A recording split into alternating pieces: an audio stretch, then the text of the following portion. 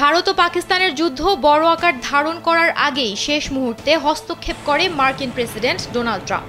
ব্যাস, সেখানেই থেমে যেতে হয় তাদের। এরপর পারমাণবিক শক্তিধর এই দুই প্রতিবেশী দেশ আপাতত যুদ্ধ না করার সিদ্ধান্ত নেয়। কিন্তু লড়াই থেমে যাওয়ার পর এখন চলছে ক্ষয়ক্ষতির হিসাব। পাকিস্তান দাবি করছে তাদের 11 জন সেনা নিহত হয়েছে।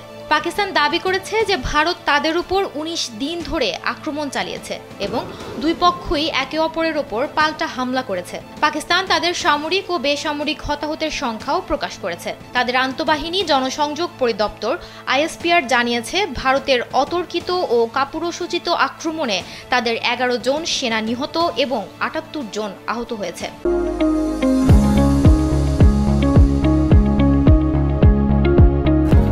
এছাড়া এ সংঘাতে 40 জন সাধারণ নাগরিক মারা গেছে, যাদের মধ্যে 7 জন নারী ও 15 জন শিশু রয়েছে। এ হামলায় আরও 121 জন বেসামরিক নাগরিক আহত হয়েছে বলে তারা জানিয়েছে।